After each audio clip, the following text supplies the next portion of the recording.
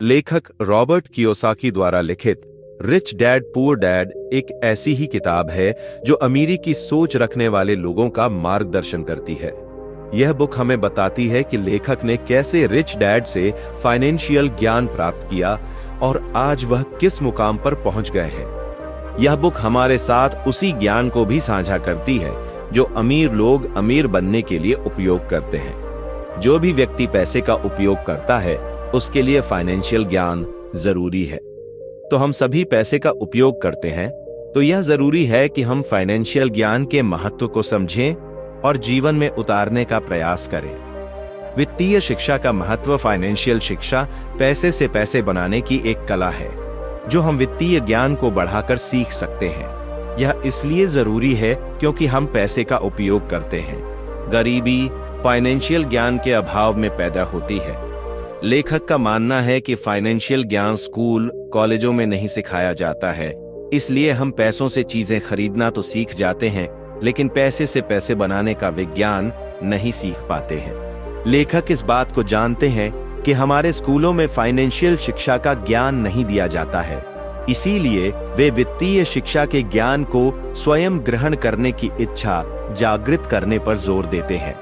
अगर हम पैसे से पैसे बनाने का विज्ञान सीखना चाहते हैं तो हमें स्कूल की आवश्यकता नहीं है, हमें तो वित्तीय ज्ञान की आवश्यकता है। संपत्ति और दायित्व, संपत्ति वह होती है जो हमारी जेब में पैसे डालती है और दायित्व वह होता है जो हमारी जेब से पैसे निकालता है। अमीर होने के लिए हमें संपत्ति खरीदनी होती है ताकि संपत्ति से पैसा आता रहे और हमें अधिक काम न करना पड़े।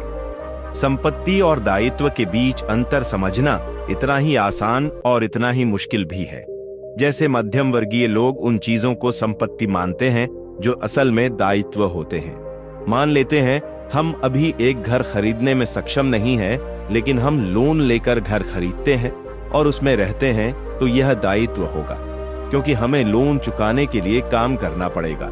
इस प्रकार हम अपने बैंक को अमीर बनाते जाते हैं और खुद गरीब होते जाते हैं।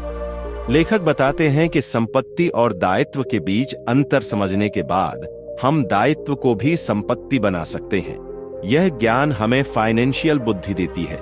जैसे हम कोई घर खरीदने में सक्षम नहीं हैं और हम बैंक से लोन लेकर घर खरीदते हैं, उस घर को किराए पर दे देते हैं और किराए से हम अपना लोन भरते हैं। इस प्रकार कुछ समय बाद हमारा लोन पूरा हो जाता है और हम एक दायित्व को संपत्ति में परिवर्तित कर देते हैं।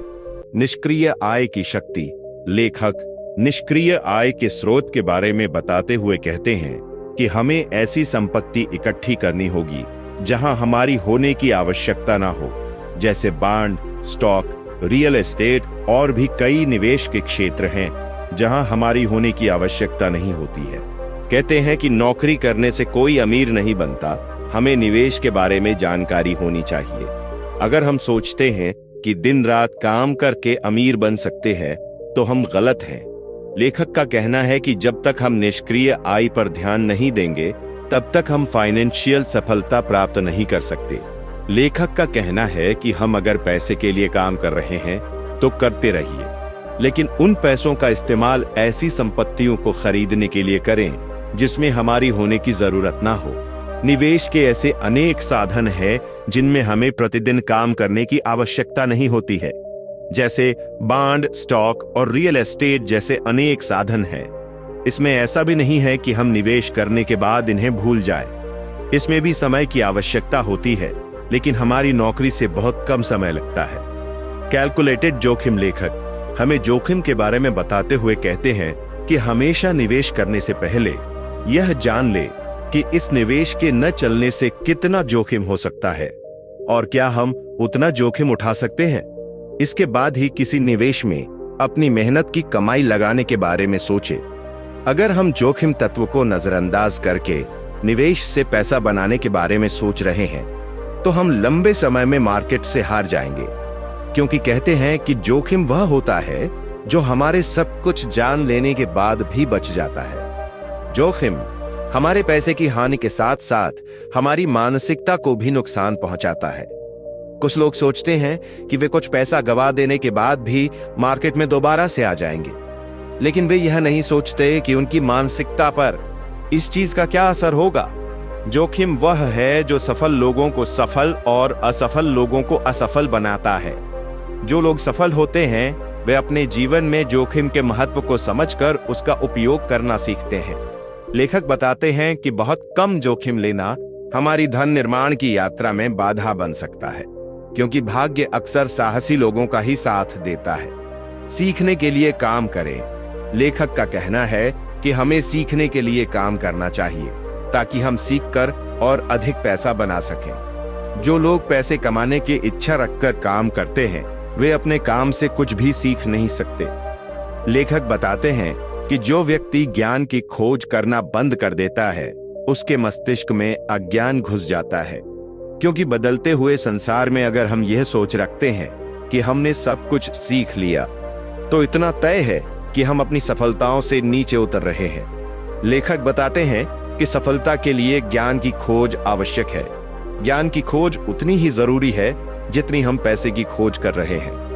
आज हमारे सामने सीखने के लिए कई संसाधन उपलब्ध है, जैसे हम ऐसी नौकरियां कर सकते हैं जिनके ज्ञान को हम आगे उपयोग कर सके, किताबें पढ़ सकते हैं, सेमिनार में जा सकते हैं और अपने अनुभव से भी सीख सकते हैं। निष्कर्ष, rich dad poor dad book summary में हमने 5 महत्वपूर्ण बातें सीखी जो कि इस प्रकार हैं। एक, फाइनेंशियल ज्ञान पैसे की खोज के लिए जरूरी है और इसी ज्ञान की मदद से हम संपत्ति और दायित्व के बीच अंतर कर सकते हैं। 2, संपत्ति हमारी जेब में पैसे डालती है और दायित्व हमारी जेब से पैसे निकालता है।